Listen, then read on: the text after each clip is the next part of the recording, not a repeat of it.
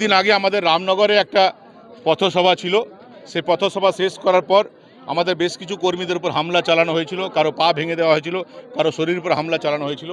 তারই প্রতিবাদে এই হামলার রাজনীতি বন্ধ করার দাবিতে আজ আমরা এখানে আমাদের প্রতিবাদ মিছিল করলাম। পাণ্ডবেশ্বরে বিজেপির রণ মিছিল রাস্তায়, তৃণমূলের বিরুদ্ধে তোপ, আমাদের কর্মীদের রক্ত ঝরলে আমরা থামবো না। পাণ্ডবেশ্বরের রামনগর ৩ নম্বর কেন্দ্রের কেন্দ্রা হাটতলা পর্যন্ত আজ পাণ্ডবেশ্বরের রাস্তায় উত্তেজনার পারদ ছিল চূড়ায়। বিজেপির পক্ষ থেকে প্রতিবাদে উত্তাল এলাকা।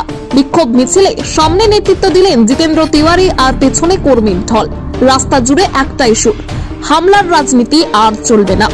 বিজেপি নেতা জিতেন্দ্র তিওয়ারির বিস্ফোরক অভিযোগ তুলেছেন। তার দাবি, রামনগর ৩ নম্বরে বিজেপির পথসভা ও চায় পে চর্চা শেষ হওয়ার পরে তৃণমূল আশ্রিত দুষ্কৃতীরা ঝাঁপিয়ে পড়ে বিজেপি কর্মীদের ওপর। তিওয়ারির তপ্ত বার্তা, আমাদের কর্মীদের মারলে বিজেপি ভয় পাবে, এই ভুল ধারণা ঝেড়ে ফেলুক তৃণমূল। যত অত্যাচার হবে ততই প্রতিবাদ জোরদার হবে। আপনারা জানেন যে কয়েকদিন আগে আমাদের রামনগরে একটা পথসভা ছিল। সেই পথসভা শেষ করার পর আমাদের বেশ কিছু কর্মীদের উপর হামলা চালানো হয়েছিল, কারো পা ভেঙে দেওয়া হয়েছিল, কারো শরীরের উপর হামলা চালানো হয়েছিল। তারই প্রতিবাদে এই হামলার রাজনীতি বন্ধ করার দাবিতে আজ আমরা এখানে আমাদের প্রতিবাদ মিছিল করলাম। প্রায় 100-3 লোক ছিল এবং গতকাল থেকে আমরা দেখছি, টিভিতে দেখাচ্ছে, কেন্দ্রা অঞ্চলে একজন আদিবাসী ভাই, সে একটা ড্রেন উদ্বোধন করতে গিয়ে ঠাকুরের নাম করেছিল বলে তাকে ধমকি দিয়েছে তৃণমূল কংগ্রেসের লোকেরা। তারা বলছে যে 2026-এর পর আর নারায়ণ পুজো হবে না, কারো বাড়িতে নারায়ণ পুজো হবে না, পাণ্ডবেশ্বরে থাকলে নরেন পুজো করতে হবে।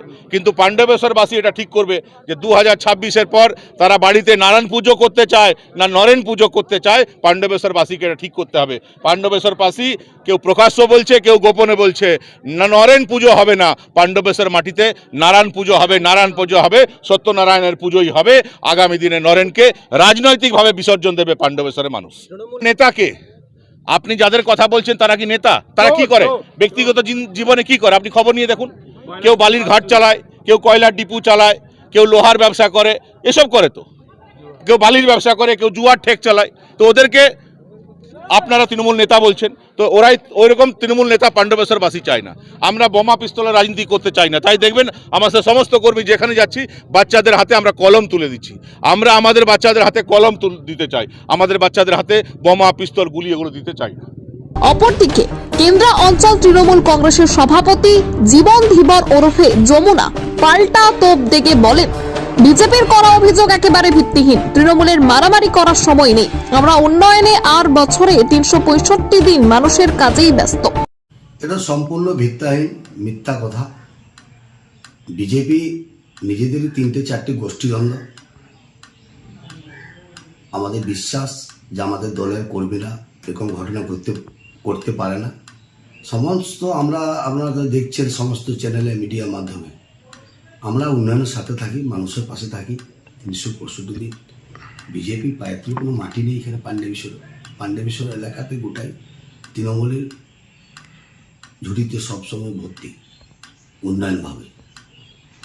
একদম ভিত্তিহীন এটা সম্পূর্ণ। নিজেদের মধ্যে লড়াই, নিজেদের গোষ্ঠীদ্বন্দ্ব। আমি তো দেখছি বিজেপি পাণ্ডবেশ্বর বিধানসভাতে ওদের 3-4টে গ্রুপ আছে, তাদের নিজেদের মধ্যে তো লড়াই। তৃণমূলের কাজ নাই খেয়ে দিয়ে যে বিজেপি কয়েকজনকে মারধর দাঙ্গা করবে। আমরা উন্নয়নের সাথে থাকি, মানুষের পাশে থাকি, মানুষের কাজ করি। আপনারা দেখছেন বিভিন্নভাবে যে আমাদের উন্নয়ন পাঁচালী থেকে, SIR থেকে, মানুষের বাড়িতে আমরা ক্যাম্প করে বসে আছি। 15 দিন থেকে ক্যাম্প চলছে SIR নিয়ে। কই বিজেপি বন্ধুরা কোথায় আছে? আমরা তো মানুষের পাশে থাকি সবসময়। বিজেপির নিজেদের গোষ্ঠীদ্বন্দ্বের ফলাফলের দায় চাপানো হচ্ছে আমাদের মাথায়। দুই পক্ষের অভিযোগ পাল্টা অভিযোগে পাণ্ডবেশ্বরের রাজনীতির রসদ ফের তুঙ্গে। মিছিলে শোরগোল, নেতাদের তোপ, সব মিলিয়ে এলাকা জুড়ে পরিস্থিতি কার্যত অগ্নিগর্ভ। পাণ্ডবেশ্বর থেকে সুব্রত বাউরির রিপোর্ট, প্রাইম বাংলা। পশ্চিম বর্ধমান জেলার আনাচে কানাচে ঘটনা হোক কিংবা দুর্ঘটনা, খেলার মাঠ থেকে বিনোদনের দুনিয়া, রাজনীতির চুলচেরা বিশ্লেষণ, এক ক্লিকেই সাবস্ক্রাইব করুন আমাদের ইউটিউব চ্যানেল প্রাইম বাংলা।